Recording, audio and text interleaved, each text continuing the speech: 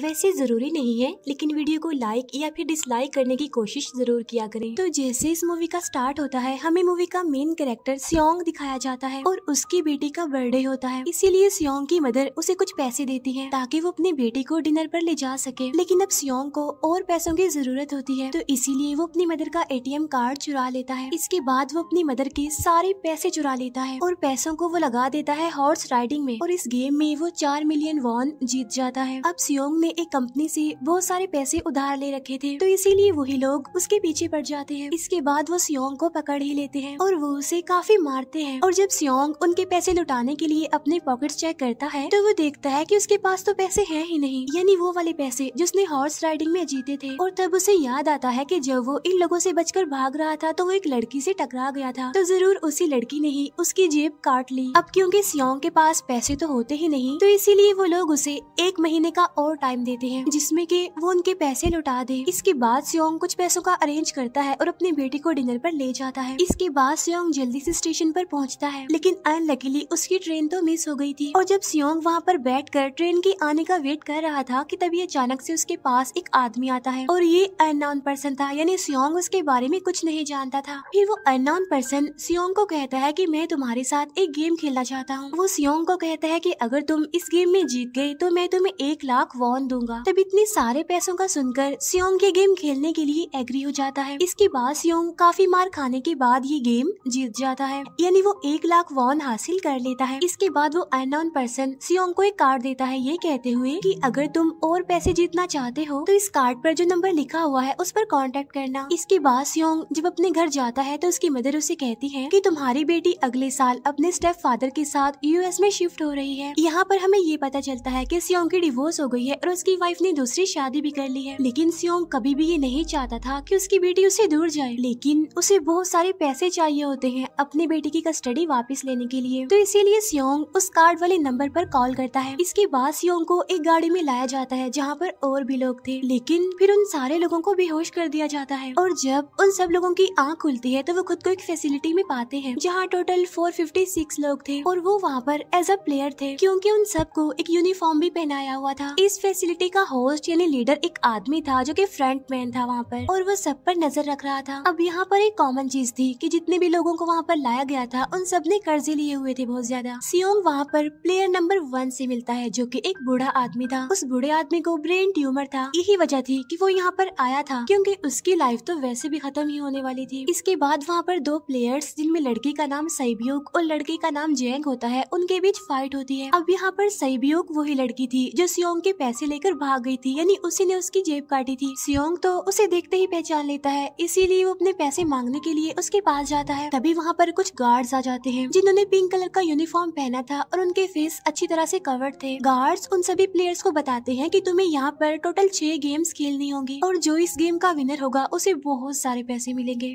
इसके बाद उन सबसे एक कॉन्ट्रैक्ट पर साइन करवाया जाता है और इस कॉन्ट्रैक्ट के 3 मेन रूल्स थे। पहला रूल ये कि कोई भी प्लेयर अपनी मर्जी से गेम को छोड़कर नहीं जा सकता। दूसरा रूल ये होता है कि जो भी प्लेयर खेलने से मना करेगा तो उस प्लेयर को एलिमिनेट कर दिया जाएगा, और उनके मुताबिक एलिमिनेट का मतलब क्या था ये तो हम आगे ही जानेंगे। गेम का तीसरा रूल ये था कि अगर मेजोरिटी इस गेम को खेलना नहीं चाहती तो वो इस गेम को छोड़कर जा सकते हैं। इसके बाद उन सबको गेम के लिए ले जाया जाता है। अब यहाँ पर सियोंग अपने क्लासमेट सेंगवू से भी मिलता है जो कि उसे बचपन से जानता था। सियोंग उसे वहाँ पर देखकर काफी हैरान होता है क्योंकि वो तो किसी बिजनेस के लिए आउट ऑफ कंट्री चला गया था। अब पहले गेम के लिए वहाँ पर एक काफी बड़ी डॉल थी और इस गेम का रूल काफी सिंपल था, और वो ये था कि डॉल जब भी गाना गाएगी उन सबको आगे बढ़ना है, और जैसे ही वो गाना गाना बंद करेगी तो उन सबको रुक जाना है और मूव नहीं करना है, और अगर कोई हिल गया तो उसे एलिमिनेट कर दिया जाएगा। अब स्टार्टिंग में तो ये सब कुछ उन्हें किसी प्रैंक की तरह लग रहा था, लेकिन जब एक लड़का हिल जाता है तो उसे शूट करके मार दिया जाता है, और यही होता है एलिमिनेट का मतलब, यानी उन्हें मार दिया जाएगा। अब ये देखकर वो सारे लोग काफी घबरा जाते हैं और उन्हें पता चल चुका था कि वो खतरे में है, इसीलिए लोग डरते हुए पैनिक करते हुए इधर उधर भागने लगते हैं।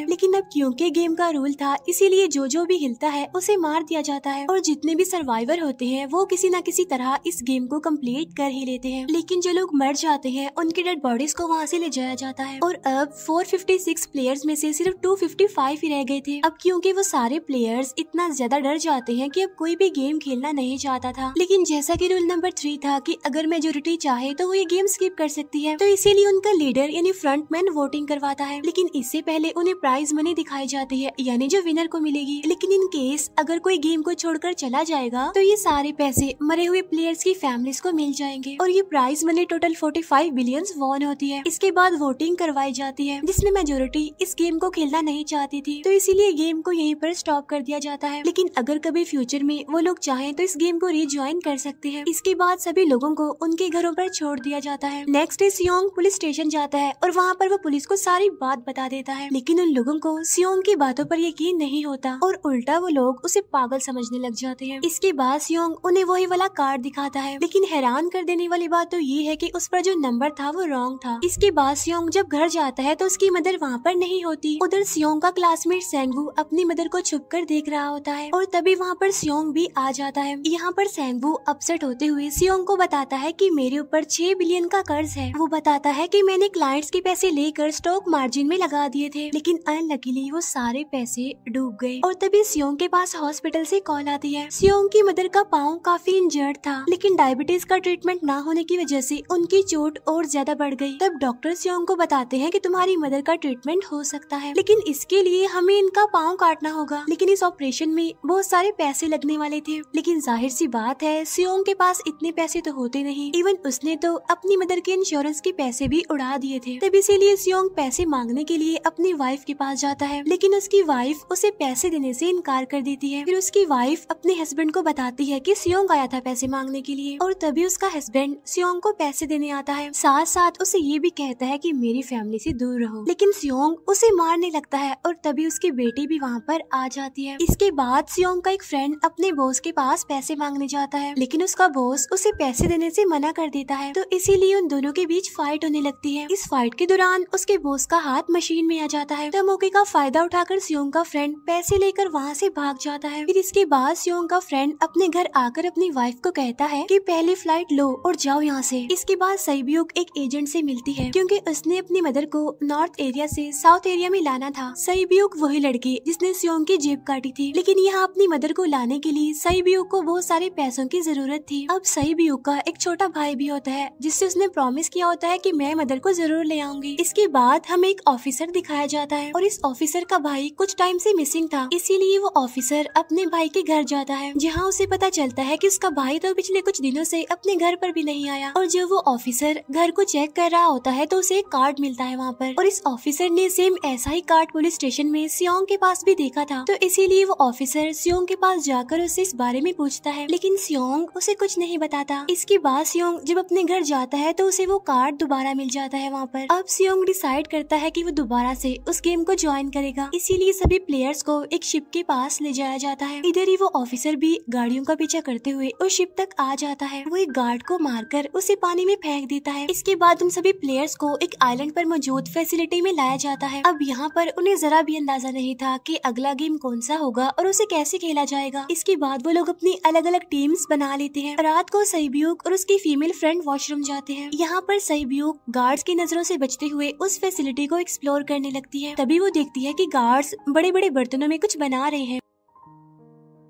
लेकिन अब क्योंकि गार्ड्स को शक हो जाता है तो ये गार्ड वॉशरूम्स को चेक करने के लिए आता है, लेकिन तब तक सईब्यूक वापस आ चुकी थी। इसके बाद सईब्यूक अपनी फीमेल फ्रेंड को सारी बात बता देती है जो उसने देखा था, लेकिन यहाँ पर सेंगवू उन दोनों की बातें सुन लेता है और वो इस बारे में सईब्यूक से पूछता है, जिस पर सईब्यूक बताती है कि वो बड़े बड़े बर्तनों में कुछ पका रहे थे। इसके बाद उन सभी प्लेयर्स को प्लेग्राउंड में लाया जाता है, जहाँ पर उनके सामने 4 शेप्स थी। 4 शेप्स में से उन्होंने किसी एक शेप को चूज करना था। अब यहाँ पर सेंगवू को पता चल जाता है कि गेम क्या है और क्या करना है हमें। सेंगवू सियोंग को बताता है कि सबने अलग अलग शेप्स को चुनना है। इसके बाद उन सभी को एक छोटा सा बर्तन दिया जाता है जिसमें कि शेप्स बनी होती है। अब गेम उनकी ये होती है कि उन्होंने किसी तरह उस शेप को बाहर निकालना है बगैर डैमेज किए, लेकिन अगर शेप जरा से भी खराब हो गई तो उन्हें एलिमिनेट कर दिया जाएगा, यानी मार दिया जाएगा। अब यहाँ पर सेंगवू तो इजिली उस शेप को निकाल लेता है, लेकिन सियोंग इतना ज्यादा घबरा जाता है कि उसकी हालत खराब होने लगती है, लेकिन फिर वो किसी न किसी तरह करके इस गेम को भी जीत लेता है। इसके बाद उन सबको वापस से रूम में लाया जाता है। अब यहाँ पर 187 प्लेयर्स वापस आए थे, जिनमें से अब सिर्फ 108 ही रह गए थे। इसके बाद उन सबको खाने के लिए ले जाया जाता है, लेकिन खाने की वजह से जैंग की एक लड़के से फाइट हो जाती है, जहाँ पर जैंग उस लड़के को इतना ज्यादा मारता है कि वो मौके पर ही मर जाता है। इधर ही हम देखते हैं कि उन प्लेयर्स में से एक डॉक्टर होता है जो गार्ड्स के साथ मिलकर मरे हुए लोगों के ऑर्गन्स निकाल कर उन्हें चाइनीज को बेचने का काम करता है। इसीलिए जब भी डेड बॉडीज को ले जाया जाता है तो वो डेड बॉडीज को गायब कर लेते हैं, क्योंकि ये सब कुछ एक प्लान के अकॉर्डिंग चल रहा था, क्योंकि ये सारा कुछ फ्रंट मैन से छुप कर हो रहा था। यही वजह थी कि कंट्रोल रूम में भी उन्होंने अपना ही एक आदमी बिठाया हुआ था जो कि उन लोगों की सारी वीडियो फुटेज डिलीट कर देता था, और गार्ड्स तो डॉक्टर को गेम के बारे में पहले ही बता देते थे ताकि वो सरवाइव कर सके। यहाँ पर एक गार्ड उसी प्लेयर डॉक्टर को बताता है कि आज हमने प्लेयर्स को जानबूझकर खाना कम दिया है ताकि वो आपस में लड़ने लगे, जिससे होगा ये कि सारे वीक प्लेयर्स गेम से आउट हो जाएंगे। साथ ही गार्ड डॉक्टर को अपनी अगली गेम के बारे में बता देता है। अब 30 मिनट के बाद वहाँ पर लाइट्स ऑफ होने वाली थी। अब यहाँ पर सेंगवू को पता था कि सियोंग की टीम जरूर कोई उल्टा काम करेगी, इसीलिए वो उस टीम को अपने पास बुलाकर उन्हें रिलैक्स रहने के लिए कहता है। उधर वो जो डॉक्टर प्लेयर होता है वो जैंग की टीम में शामिल हो जाता है। यहाँ पर डॉक्टर जैंग को बता देता है कि अगला गेम क्या होने वाला है। इसके बाद लाइट्स ऑफ हो जाती है और जैंग अपनी टीम के साथ मिलकर बाकी सभी को मारने लगता है। जैंग एक लड़की को मारकर सैब्यू को मारने जाता है, लेकिन तभी सियोंग उसे बचा लेता है। इसके बाद गार्ड्स वहाँ पर आकर उन सभी को रोक लेते हैं और अब टोटल 80 लोग रह गए थे। इसके बाद उन सभी को तीसरे गेम के लिए ले जाया जाता है और यहाँ पर उन्हें 10-10 प्लेयर्स की एक टीम बनाने के लिए कहा जाता है, और वो लोग ऐसा ही करते हैं, अपनी अपनी टीम बना लेते हैं। अब क्योंकि जैंग को अगली गेम के बारे में पहले ही पता होता है, इसीलिए वो सैब्यू की फीमेल फ्रेंड को अपनी टीम में नहीं रखता और वो अपनी टीम में सिर्फ मर्दों को ही रखता है। इसके बाद सेंगवू भी अपनी एक टीम बना लेता है। अब क्योंकि उन्हें एक प्लेयर की जरूरत थी तो इसीलिए सैब्यू की फीमेल फ्रेंड उनके टीम में शामिल हो जाती है, और ये गेम असल में टग ऑफ वॉर का होता है, यानी उन्होंने अपने सामने वाली टीम को नीचे गिराना था। इसके बाद गेम स्टार्ट हो जाती है और जैंग की गेम बड़ी आसानी से इस गेम को जीत लेती है। इसके बाद बारी होती है सेंगवू की टीम की। तब प्लेयर नंबर 1 यानी वो बूढ़ा आदमी कहता है कि मैंने अपनी जिंदगी में बहुत सारी टग ऑफ वॉर्स खेल रखी है, इसीलिए उन सबको गाइड करता है कि इस गेम को कैसे जीतना है।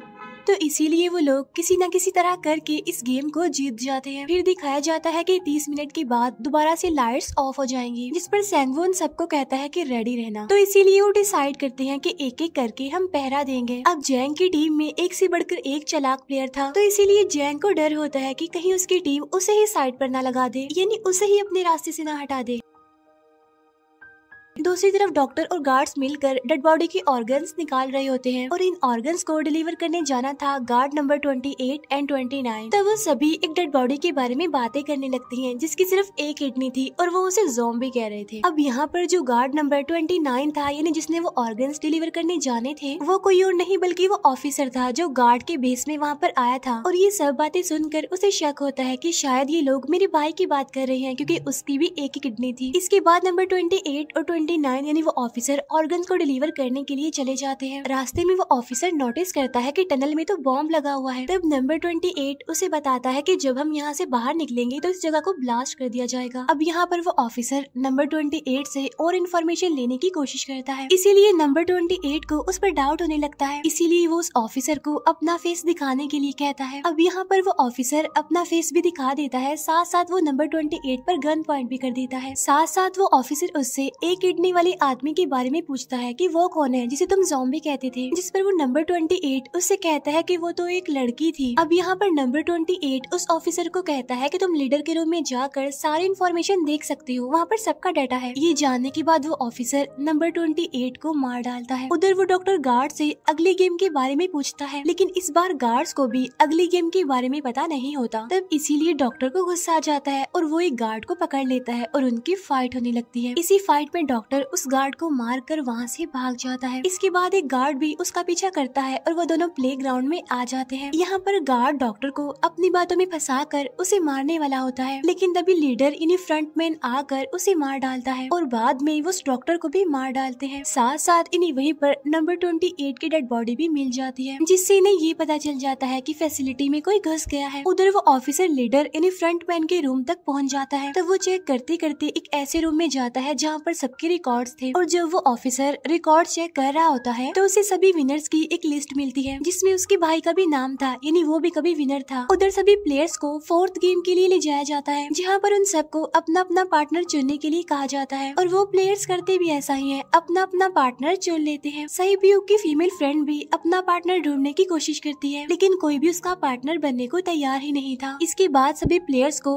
10-10 मार्बल्स दिए जाते हैं। असल में ये गेम ऐसी होती है कि एक प्लेयर को अपने पार्टनर से सारे मार्बल्स लेने होते हैं बगैर कोई जोर जबरदस्ती किए, और जो दूसरा पर्सन होगा यानी जिसके पास मार्बल्स नहीं होंगे उसे मार दिया जाएगा। फिर सैंगवू और सियोंग का फ्रेंड ऑड और इवन का गेम खेलते हैं, जिसमें कि उन्होंने गेस करना था कि सामने वाले के हाथ में कितने मार्बल्स हैं। अब यहाँ पर सियोंग का फ्रेंड सैंगवू के सारे मार्बल्स जीत जाता है, जिसकी वजह से लास्ट में सैंगवू के पास सिर्फ एक ही मार्बल बचता है। अब क्योंकि सैंगवू को पता चल चुका था कि अब वो बच नहीं पाएगा, इसीलिए वो सियोंग के फ्रेंड को अपनी बातों में फंसा कर उसे ये यकीन दिलाता है कि अगर हम में से कोई भी हार गया तो हारे हुए लोगों का मैच दोबारा करवाया जाएगा। अब यहाँ पर सैंगवू धोखे से सियोंग के फ्रेंड के सारे मार्बल्स चेंज कर देता है। इसके बाद सैंगवू मार्बल्स लेकर गार्ड को दे देता है और वहाँ से बाहर चला जाता है, और जब सियोंग का फ्रेंड मार्बल्स चेक करता है तो वहाँ पर पत्थर होते हैं। उधर प्लेयर नंबर 1 यानी उस बूढ़े आदमी की हालत खराब हो रही थी, इसीलिए वो तो इधर उधर घूम रहा था, लेकिन सियोंग किसी तरह उसे खेलने के लिए एग्री कर लेता है। अब यहाँ पर वो दोनों यानी वो बूढ़ा आदमी और सियोंग भी इवन ऑड खेलते हैं। अब इनमें से वो बूढ़ा आदमी सियोंग के सारे मार्बल्स जीत जाता है, लेकिन लास्ट राउंड में वो बूढ़ा आदमी भूल जाता है कि उसने क्या चूज किया था। तो यहाँ पर सियोंग उसे बातों में फंसा कर उसके सारे मार्बल्स ले लेता है, लेकिन यकीन मानिए कि वो बूढ़ा आदमी काफी चालाक था। उसने एक मार्बल अपने पास ही रखा हुआ था और वो दोबारा से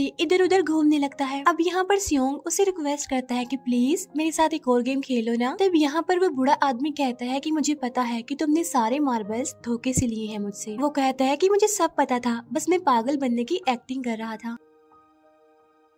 तभी सुनकर सियोंग को उस पर तरस आ जाता है और वो उसे ही सारे मार्बल्स दे देता है। उसके बाद सहीब्यूक और उसकी फीमेल फ्रेंड भी गेम खेल रहे होते हैं। उनकी गेम ये होती है कि जो मार्बल्स को दीवार के ज्यादा करीब फेंकेगा वो ही जीतेगा। पहले सहीब्यूक अपने मार्बल्स फेंकती है, लेकिन जब सहीब्यूक की फ्रेंड की बारी आती है तो वो अपने सारे मार्बल्स फेंक देती है। लेकिन जब सहीब्यूक ये देख लेती है तो वो अपने फ्रेंड को दोबारा फेंकने के लिए कहती है, जिस पर उसकी फ्रेंड कहती है कि नहीं सहीब्यूक, मैं बिल्कुल अकेली हूँ, मेरे पीछे तो कोई भी नहीं है, लेकिन अगर तुम्हें कुछ हो गया तो ये अच्छी बात नहीं है, तुम्हारे पीछे तुम्हारा छोटा भाई है, तुम्हारा वेट कर रहा है वो। और इसी वजह से सहीब्यूक की फ्रेंड को मार दिया जाता है। इसके बाद उन सबकी डेड बॉडीज को वहाँ से ले जाया जाता है। इसके बाद वो सब वापिस से रूम में आ जाते हैं। यहाँ पर जैंग देखता है कि सहीब्यूक की वो वाली फ्रेंड तो अभी तक जिंदा है, जो कि बड़ी आराम से बैठी हुई थी। अब यहाँ पर हमें पता चलता है कि सहीब्यूक की ये वाली फ्रेंड जैंग की भी फ्रेंड थी, लेकिन अब क्योंकि उन दोनों के बीच किसी बात को लेकर क्लैश चल रहा था तो इसीलिए जैंग की वो फ्रेंड उसे बुली करने लगती है। इसके बाद फ्रंटमैन को एक डेड बॉडी के पास उस ऑफिसर का आईडी कार्ड मिल जाता है। तभी फ्रंटमैन को पता चलता है कि उसके सारे वीआईपीज आ चुके हैं, तो इसीलिए फ्रंटमैन उन्हें लेने के लिए चला जाता है। फिर सारे वीआईपीज को उनके रूम में लाया जाता है। इसके बाद फ्रंटमैन वीआईपीज के आने के बारे में एक और आदमी को जाकर बताता है, और यही आदमी मेन होता है, और ये कौन होता है हम ये आगे जानेंगे। फिर नेक्स्ट डे उन सबको 5वें गेम के लिए लाया जाता है, जहाँ पर 1 से लेकर 16 तक नंबर पड़े होते हैं, और वो सभी प्लेयर्स अपना अपना नंबर ले लेते हैं। नंबर का मतलब ये था कि जो नंबर भी एक प्लेयर पर आएगा उसके मुताबिक ही उसकी बारी आएगी। अब यहाँ पर लास्ट में पहला और आखिरी नंबर रह जाता है, यानी 1 और 16। तो यहाँ पर सियोंग कंफ्यूज हो जाता है कि उसे कौन सा नंबर चूज करना चाहिए। अगर उसने पहला नंबर लिया तो वो फंसेगा और मरेगा, क्योंकि उसे नहीं पता कि गेम क्या है, और अगर लास्ट नंबर लेगा तो क्या पता उसकी बारी ही ना आए, टाइम कम रह जाए। और तभी वहाँ पर एक आदमी आ जाता है और वो सियोंग को कहता है कि मुझे पहला नंबर चाहिए, क्योंकि मैं अपनी जिंदगी में कभी भी फर्स्ट नंबर पर नहीं आया। फिर इसके बाद उन्हें गेमिंग रूम में लाया जाता है। अब इस गेम का रूल ये होता होता है कि दिए हुए टाइम में उन्हें ब्रिज की दूसरी साइड पर जाना है। अब इसके बीच में दो तरह के ग्लास लगे होते हैं, एक तो होता है आम ग्लास और एक होता है टेम्पर्ड ग्लास। आम ग्लास पर पाँव रखते ही वो टूट जाएगा और वो लोग नीचे गिर जाएंगे। इसके बाद गेम स्टार्ट हो जाता है और वो लोग एक एक करके मरने लगते हैं। फिर एक टाइम ऐसा आता है जब जैंग सबके सामने होता है और वो आगे ही नहीं बढ़ रहा होता। अब उनके पास एक ही रास्ता था, या तो वो आगे जाए या सारे ही मर जाएं। और तभी जैंग के सामने उसकी वही फ्रेंड आ जाती है जो उसे बुली कर रही थी, और वो जैंग को कहती है कि मैंने तुम्हें कहा था कि जिस दिन तुमने मुझे धोखा दिया मैं तुम्हें मार दूंगी। इसके बाद वो जैंग को पकड़ लेती है और उसे लेकर नीचे कूद जाती है, जिसकी वजह से उन दोनों की मौत हो जाती है। अब वहाँ पर एक आदमी था जो कि ग्लास कंपनी में काम करता था और उसे पता था कि टेम्पर्ड ग्लास कौन सा है, लेकिन जब फ्रंट मैन को इस बात का पता चल जाता है तो वो लाइट्स ऑफ करवा देता है ताकि वो ग्लास को पहचान ही ना पाए। अब लास्ट में एक ही स्टेप बचता है और उनके पास तो टाइम ही नहीं था, इसीलिए सेंगवू उस आदमी को धक्का दे देता है। तो यहाँ पर सेंगवू, सियोंग और सैब्यूक ब्रिज को पार कर लेते हैं, लेकिन ग्लास टूटने की वजह से उन्हें काफी चोट लग जाती है, खास तौर पर सैब्यूक को।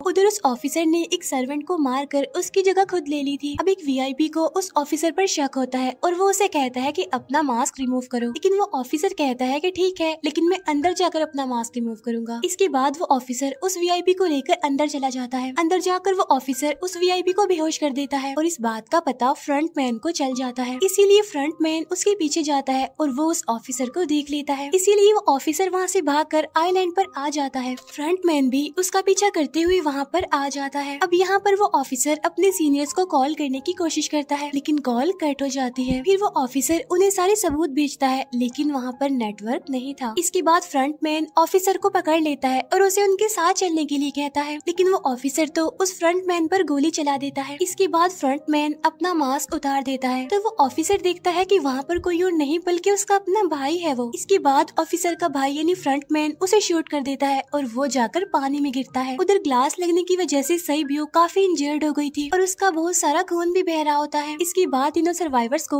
डिनर के लिए ले जाया जाता है और उनके पास एक एक नाइफ भी रख दिया जाता है, मतलब रात में उन तीनों में से कोई भी एक दूसरे को मार देगा। तभी सियोंग नोटिस करता है कि सैब्यूक की हालत काफी खराब है, इसीलिए वो सैब्यूक को कहता है कि फिक्र मत करो, हम दोनों साथ हैं और इस गेम में हम दोनों मिलकर सेंगवू को हरा देंगे। इसके बाद हम दोनों यहाँ से बाहर निकल जाएंगे और पैसों को आधा आधा डिवाइड कर लेंगे। सैब्यूक उसे बताती है कि मेरा एक छोटा भाई है जिसे मैं ऑर्फनेज में छोड़कर आई हूँ, और अगर हम दोनों में से कोई भी जिंदा बचकर बाहर जाएगा तो उसे उन दोनों की फैमिलीज का ख्याल रखना होगा। अब सैब्यूक की हालत काफी खराब थी, उसे डॉक्टर की जरूरत थी, इसीलिए सियोंग कोई मदद लाने के लिए जाता है, लेकिन जब तक वो वापस आता है तब तक सेंगवू सैब्यूक को मार चुका था। फिर नेक्स्ट डे उन दोनों को गेम नंबर 6 यानी लास्ट गेम के लिए ले जाया जाता है। गेम का रूल बड़ा ही सिंपल था कि मार दो या मर जाओ, और इस गेम का नाम होता है स्क्विड गेम। इसके बाद गेम स्टार्ट हो जाती है और उन दोनों के बीच काफी फाइट होती है, लेकिन लास्ट में सेंगवू की हालत खराब होने लगती है। तभी सियोंग कहता है कि मैं इस गेम को रोकना चाहता हूँ, और तभी सियोंग सेंगवू को उसके साथ चलने के लिए कहता है, लेकिन सेंगवू तो अपने आप को ही मार डालता है, जिसकी वजह से सियोंग गेम जीत जाता है। फिर फ्रंट मैन सियोंग को कहता है कि तुम बहुत अच्छा खेले, लेकिन मुझे इसकी उम्मीद नहीं थी। इसके बाद सियोंग को उसके घर पर छोड़ दिया जाता है और उसके पास एक एटीएम कार्ड भी था, और जब सियोंग उस एटीएम कार्ड को जाकर चेक करता है तो वो दिखता है कि सारे पैसे उसके अकाउंट में भेज दिए जाते हैं। इसके बाद सियोंग अपने घर जाता है, लेकिन तब तक उसकी मदर की डेथ हो जाती है। इसके बाद हमें 1 साल बाद का सीन दिखाया जाता है, जहाँ पर हम देखते हैं कि सियोंग की हालत काफी खराब हो गई है, यानी वो काफी नशा करने लग गया है और उसने अब तक उन पैसों को हाथ तक नहीं लगाया। एक दिन एक फूल बेचने वाली औरत सियोंग के पास आती है और वो उसे सेम वैसा ही कार्ड देती है जिसमें एक एड्रेस लिखा हुआ था, और फिर सियोंग उस एड्रेस पर जाता है जहाँ पर उसे पता चलता है कि ये सारा किया धरा किसी और का नहीं बल्कि उस बूढ़े का है, प्लेयर नंबर 1 का, और वो अभी भी जिंदा है। यहाँ पर वो बूढ़ा आदमी सियोंग को बताता है कि मैं अपनी लाइफ से बोर हो चुका था और ये सारी गेम मैंने अपने क्लाइंट्स के साथ मिलकर बनाई ताकि मैं लोगों को मरता हुआ देखकर एंजॉय कर सकूं, लेकिन हाँ, हमने किसी को मजबूर नहीं किया था ऐसा करने के लिए, और मैंने गेम में इसीलिए पार्टिसिपेट किया क्योंकि गेम देखने से ज्यादा उसे खेलने में मजा आता है। वो कहता है जो पैसे तुम्हारे पास हैं वो मेरे ही हैं, और ये कहते ही उस बूढ़े आदमी की मौत हो जाती है। इसके बाद सियोंग सैब्यूक के छोटे भाई के पास जाता है और उसे लेकर वो जाता है सेंगवू की मदर के पास, और वो सेंगवू की मदर को कहता है कि इस बच्चे का ख्याल रखना, साथ साथ वो उसे एक बैग भी देता है जिसमें बहुत सारे पैसे होते हैं। इसके बाद सियोंग स्टेशन पर जाता है जहाँ पर उसे वही अननोन पर्सन मिलता है जो कि उसे मूवी के स्टार्ट में भी मिला था। यहाँ पर सियोंग उसका पीछा भी करता है, लेकिन तब तक वो भाग चुका था। फिर सियोंग उस कार्ड वाले नंबर पर कॉल कॉल करता है और वो पूछता है कि तुम लोग कौन हो और लोगों के साथ ऐसा क्यों कर रही हो, क्यों खेल रही हो लोगों की जिंदगी से। लेकिन आगे से उसे रिस्पॉन्स आता है कि सियोंग, अगर तुमने जिंदा बचना है तो प्लेन में चढ़ जाओ। और इसी के साथ ही मूवी यहीं पर एंड हो जाती है। Thank you for watching.